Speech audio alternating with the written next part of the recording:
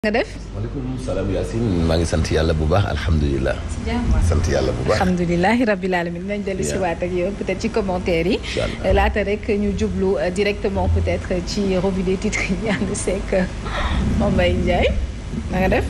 ñu demati waa. ñu dem ci yéenekaay yi. waaw nañ dem ci yéenekaay yi. ay te nuyu nañu waat ñëpp ñi nga xam ne ñoo jàkkaarloo. waaw man 8h10 nag. non tey def nañ lu ñu neex. déedéet nañ arrêté. nañ ko dëxëñ rek. nañ ko def. yéenekaay groupe des médias la ñu koy tàmbalee ndax yéenekaay bi dafa ñëw ci li nga xam ne moom la ñu doon waxtaanee sànq ci loolu sax dañuy jiitu ndax gis nañu ni kon nag inondation yi fii ci diwaanu Dakar mu gàtt ñett ci ay doomu aadama ñàkk nañu seen bakken ndox mi bari na lool ci diwaanu Ndakaaru saa bu taw bi wàccee donc lu mu gàtt gàtt ndox mi fàtt na ñett ci ay doomu aadama ci diwaanu Ndakaaru plan décennal des inondations. Où sont les audits promis par le président Macky Sall moom ngeen doon waxtaanee sànq parce que nag boo dénkaanee liggéey ba noppi laata ngay dooraat yeneen ni liggéey yaakaar naa ne war nga xayma liggéey ba nga xam ne moom nga dénkaane woon ba noppi yebal nga fa ay député def nañu rapport faw nag suivi bi daal di am du ñàkk nag suivi moo amul wala am na lu mu ci manti doon bu fekkee ko plan décennal bi koppar ba ñu wax dugal nañu ko fa ñu ko waroon dugal kon nag waroon naa am ay résultats rawatina ci banlieue bi donc loolu nag moo sax yéenekaay bi samp laaj plan décennal des inondations plan Orsec ONAS où sont les audits commis par le président Macky Sall li nga xam ne moom moo ko digge woon dafay auditer ba léegi nag moom la Sénégalais yi ñëw ci élection yi élection législative ba tey ñu ngi koy année 14e législature bi maanaam assemblée nationale député yu bees yi nga xam ne ñoom ñoo ca war a ñëw mu mel nag fi mu nekk nii fan la Macky Sall teg bëtam maanaam fexe ba tas intercoalition Yewwi Wallu nan la mën a def ba tas coalition boobu en tout cas yéenekaay bi sa la dikk nag diviser pour ñu koy faral di wax vers une entente Wallu xanaa loolu mooy retrouvailles libérale bi Benno Wallu Benno parti démocratique Sénégal non Benno Wallu parti démocratique Sénégal la Benno ñëpp xam nañ ne président Macky Sall njabootu Abdoulaye Wade la donc entente boobu est-ce que du doon luy yomb est-ce que du doon luy xeeñ fu mu nekk nii sa assemblée nationale yéenekaay bi en tout cas fa la dikk les acteurs appellent au dialogue mooy contestation résultat législative yi yéenekaay bi dikk na ci ñu jàll ci Vox Populi dafa ñëw ba tey ci taw àjjuma ji ak ñett ñi nga xam ne jot nañ leen faat Alexandre Gomis sa tunnel ba tunnel bu corniche bi ñaar ñu faatu it ñu nemmeeku leen loolee nag ñëpp dañoo lap ci ndox mi en tout cas fii ci diwaanu Ndakaaru ministre de l'eau et de l'assainissement moom def na xayma ci li nga xam ne wala listé na yenn ci ay mesures yi nga xam ne nguur gi jël na ko ngir mën a nag taxaw askan wi bu ndox mi baree lool waaye it naataangoom bi nga xam ne mooy yor wàllum infrastructure xam la ne kon ci corniche bi dañ ci def ay barrières loolu bokk na ci mesures yi ay barrières de fermeture yi nga xam ne ndox mi bu baree rek yaakaar naa ne kon dañu koy daal di tëj su ko defee oto yi duñu mën a dugg parce que sénégalais nag dafay gis danger bi nii mu mel dañ koy bu max nekk duggal ci danger bi ñu doog a intervenir voilà barrières yi nee nañu léegi dañ ko ci def barrière de fermeture ci li nga xam ne mooy corniche bi loolu bokk na ci solution bi ñu dikk ba également ci Aji Mbergane Kanouté bokkoon na ci député yi génn ci 13e législature bi moom nag mi ngay xam ne kon wax fa dëgg neex yàlla faw président Macky Sall xoolaat doxalinam ak yenn yi nga xam ne faw mu osé marqué rupture bi te moom gis na dëkkukaay bi daal fu mu nekk ni ñoom delloo nañu njukkal président Macky Sall ak jéego yi nga xam ne def na ko liggéey yi nga xam ne def na ko ci dëkki kaw gi moo tax dëkki kaw gi daal di koy votel massivement te programme yi nga xam ne mooy programme yi jàppalante ndimbal gi transfert yeex ñoom seen def na effet intercoalition Yewwi Wallu Cheikh Oumar Anne responsable Benno Bokk Yaakaar sa Podor nee na nag intercoalition boobu moom président Macky Sall jarul sax mu siy def ay pexe pour tas ko ndax tas na ba noppi donc moom intercoalition boobu nee na tas na ba noppi donc jarul sa ñu koy jéem a tas ndax ñoom laata ñu leen di tas ñoo tas seen bopp Abdoul Mbaye moom nag remercier na président Macky Sall jaajëfal na ko ci accord bi nga xam ne def na ci ay jéego ci diwaanu Casamance Abdoul Mbaye donc moom mi ngi rafetlu jéego yi nga xam ne jot nañu ko ci def le vrai journal suite pas fin des inondations immersion dans un océan de problèmes mbënd mi nag fii ci diwaanu Ndakaaru wala sax ci Sénégal mais Ndakaaru parce que nag Dakar ñu taw bu bari sax dañ ko yittewoowul waaye nag nu muy yeble nu muy tawee fan yi dafa mel ni nag jot nañu suñu dose bu baax a baax yéenekaay bii di le vrai journal sera dikk proche yu Mancabou ñoom nag fu mu nekk ni nee nañ faw ñu teg loxo te duñu bàyyi ñi nga xam ne ñoo faat François Mancabou ba nga xam dañ ko boole woon ci forces spéciales yi. ñoom pourtant nag seen point de presse bi mu mujjoon dañ ne soxla ñu sa autopsie nañ leen joxaat seenam néew ñu denc ko ba noppi dañuy porter plainte au niveau international. danañ xeex bi dañ koy yóbbuwaat peut-être nag ci diggante bi mën nañu wax ne dañu soxla def autopsie parce que ñoom dañu jàpp ni François Mancabou li ko rey moo di torture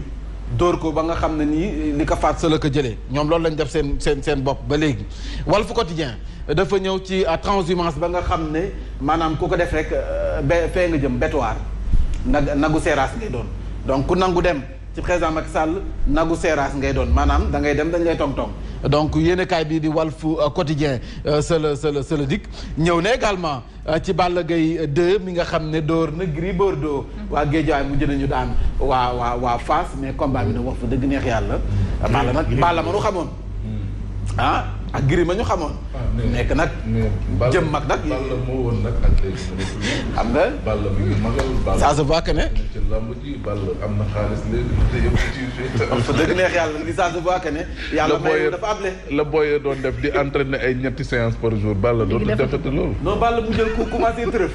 Gris Bordeaux ma nga xam ne waroon song daal ci kaw moom mi di mais il l'encourage pas parce que Balla dese na ko yeneen combat quand même ay xale lay jonganteel non dama ko ne prochainement est-ce que du Boy Niang lay bëree non dama ne Balla moo woon ba muy dugg ci lamb ji ak léegi non xale yi tout dépend ci stratégie bi muy bëri voilà Balla léegi yow Balla mi ñu gisoon ak démb li mu bëri non Balla ba pare léegi maturité bi day joué ñëwatul ci pour di wane ne dootul sàmm boppam quoi waaw day ñëw gérer lamb stratégie lay def xale fuggu xale bi yooyu yëpp day dañ magal géej yooyu waaye bëri xale mbër doole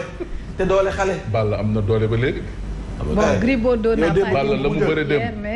bu amul woon kàttan Gris da koy daan ci seen mais Gris Bordeaux tamit jëm mag moo tax moom bi mu dóoree ba Balla wóor na Balla encaissé na coup mënatul dem ñoon ñaari mag yu daje na dañ d'accord rek déedéet Balla Gris mbër la Balla mbër la mais Balla na waajal bëri baax yaa nga tëngee boxal Balla mu dem def kii mu continuer la mu doon def te parce que Boy Niang lay bëreel après léegi ñoom ñaar après léegi kan moo koy Balla na leen jël Tapha Tine non Tapha moom dañuy seetaan chaque matin Tapha fu mu nekk nag yaa war a taxaw xoolal nee na yii te kenn ñemewul Tapha Tine nag tristesse et ennui suite forte pluie à Dakar gis nañu ko diwaanu Dakar bu xësee ba taw jàmm dafay jeex ci gox yeex goxaan yu bari waaye Birame mi ngi koy wax ci yenn gox yi gis nañ plan d'assainissement bi nga xam ne def nañu ko mi ngi porter ses fruits ndax bu tawee lu mu bari le lendemain boo fa demee ndox mi dafay dem donc souvent nag problème mu entretien moom mooy am nga xam ne peut-être bu ñu doon def entretien bi tout le temps ndox mi du mën a du taxaw lu yàgg. comme ni ko Birame waxee dafa obsolète rek. dafa yàgg moo tax entretien bi ñu ko doon def loolu yëpp dina mën a ñàkk combat baa ngi nii xam naa dinañ si ñëwaat parce que Balla gis nga xeetu daanu yi ñu daan ñoom ñaar ñi ñëpp yii. dafa tëdd si kawam. Balla Gaye de gagne dans la douleur. yéen kaay bi loolu la. combat bi yombul woon 14 minutes ci ay punkal quand même. ma ne 14 minutes ci ay punkal. combat waaw bëri nañu dóorante nañu wax fa dëgg démb na combat bi neexoon na. waaw dóorante bëri nañu def nañ li Sénégalais yi doon xaar si ñoom mérité nañu seen cachet. ñu ñëw ci le Témoin lendemain difficile après législative les chantiers d'hivernage de Macky Sall mu mel ni kon nag nawet bi yombalul ki nga xam ne mooy président Macky Sall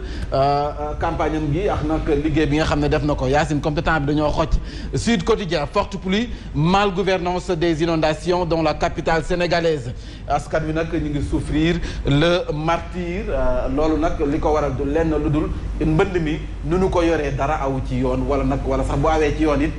fa nu ko doon xaaree yeggu fa ku yaakaar ne mbënd mi ñu ngi ci saafara boo doxantoo ci banlieue bi génn ci ba mu set li tax nag Sénélec tëjoon coupé durant li nga xam ne moom mooy taw mi bu mu baree jàppale ne brigade nationale des sapeurs-pompiers ñoo leen ko sàkku parce que yenn bërëb yi bu fekkee ndox mi dafay yegg ci yenn hauteur dañuy préférer couper courant bi ndax mooy jàmm ji boo coupé mën naan ni njombe bu nekk nit mën na cee dee ñoom ñoo sàkk woon ñu daal di koy coupé am na ko ci faat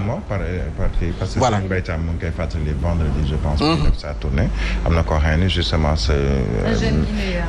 non koo xamee ni tailleur la xaw ma mais courant bi moo commencé ndax ndox mi donc c'est toujours des conséquences yoo xam ni ndox ak courant moom àndul voilà ku yàlla fale ñu ndox ak courant àndul ñu jeexalee ci li nga xam ne mooy ñetti doomi pendanaari direct news daal di andi Amadou Ba daal di andi Aminata Touré daal di andi Pape Diop kan mooy nekk président assemblée nationale ci ñett yi loolooy laaj bii samp ndax nag fu si nekk def na si ak taxaw seetlu Aminata Touré bu fekkee moom lañ def assemblée nationale nee nañu góomu Karim Meïssa Wade baa ngi ci loxo bi ba léegi donc nag loolu dina nekk ci problème yi nga xam ne wax fa dëgg neex yàlla te ñëpp xam nañ Aminata Touré dur à cuire la neexul mocc donc loolu itam nee nañ bu fës bu nekkee président assemblée nationale dana xaw a dëgër Amadou Ba moom moo gën a neex a waxtaanal moo gën a flexible moo tax ñu bëri jàpp nañ ne peut-être mën a nekk président assemblée nationale mais kii nga xam ne moom mooy Pape Diop également am na yéen a kaay bu ma gis nee nañu waaye Yewwi ñu ngi koy proposé mu ñëw ci ñoom mais ñu def ko président assemblée nationale xam nga proposition de taille la tamit bu fekkee moom toog ci siège bu mag bi rek moom moo koy yitteel mën na dem mais nag moom it wax nañ dëgg nag bu demee bennoo bu demee bennoo moom fekk ji leen foofu tam mën nañ ko proposé mu nekk président assemblée nationale ay proposition la rek en tout cas ñett ñii la ñu gisagum ci kan mooy nekk président assemblée nationale li ci kanam raw li gën ci 14e législature bi nga xam ne ñëpp ñu ngi xëpp seen i gët di leen xool di si yaakaar ab rupture bi nga xam ne ñëpp moom la ñuy xaar maanaam defante ba moom sa assemblée nationale xeex bi marakis yi di réer foofu noonu ñii di seetaan ay kii en plénière am ñu nekk seen portable mais c'est bien aussi proposition bi par rapport ak télévision assemblée nationale quand même que ñu bàyyi ci xel d'accord nee na amul njëriñ télé boobu lu mu mën RTS mun na ko pour RTS di ko boo amee RTS est-ce que soxla nga beneen télévision assemblée nationale boo amee RTS kay mun na lépp waaw kon baax na waa Alaaji nag boobaa itam dañuy yokkal nguur gi beneen puissance rek budget non doole daf koy utiliser télé assemblée nationale xam nga ni tey bu doon jamono Macky ji nii assemblée dafa am télé mais bu fa waxee lu neexul Macky sam waaye journaliste ba bu wàccee ay tànkam du laal suuf wante dëgg tey ñaata journaliste ñoo nekk frigo RTS bare nañu nag de uniquement xëy na dañ leen bëgg a xooloo ci wàllu politique ñu xaw a bañ président 2 ans moo ko décidé te dara leerul ni dina poser candidature à l'élection présidentielle dara leerul ba tey leerul ba tey waxul nii ba tey waxul bien que ñi nee nañ fi NTM mais dara leeragul daal NTC la NTC mooy non beneen candidature non troisième candidature léegi ngay wax mandat da ngay wax candidature donc nañ wax ne kon du fi sampaat dëndëm bay wax nag kon candidature ñu bëri ñenn ñi loolu lañ jàpp aywa ñenn ñi laa wax liñ jàpp Alaaji ñu dem ñu dooree ko ci Dakar ak itam li nga xamante ni mooy taw bi gis nañu beneen waxambaane doomu Guinée la fukki at ak juróom la am ci canal bi nga xam ni moo jàkkaarloo gendarmerie bu front de terre la ñu ko far moom itam mu faatu yokk limba lu mooy loolu début Tiguet di village bu nekk ca commune bu Diama foofee itam am na ku fa ak dënu mooy foudre lu mooy loolu itam am na ñaari fas yoo xam ni courant bi moo leen mas ci quartier Diamaguène fële ci diwaanu Saint-Louis dinañ ciy dellu soit plan Orsec bi nga xam ni déclenché nañ ko fii ci Dakar sapeurs-pompiers ñu ngi def seen kéemtalaay kantan lu toll ci 200 éléments la ñu dajale ngir ñu soobu ci liggéey ba ñu quartier ñu gën a ciblé mooy cité Bellevue ak itam parc bu Hann nekk itam centrale électrique ba nekk ca Bel Air sabab bi mooy dafa nekk ay place yu am solo yu génn fa ndox ma farata la dinañ wax itam ci signature accord bi ci wàllu jàmm ci diggante Casamance ak aile politique bu MFDC ki nga xam ni moo di Cheikh El Hadji Sidia Dramé nekk ambassadeur international de la paix rafetlu boobule signature ndax dina jeexal fitna ji ca Casamance. sport dinañ ci ànd ak Baye Mantambo yéen a kaay Mantoulaye Thioub Ndoye Faram Fàcce gi Mame Mbaye Ndiaye.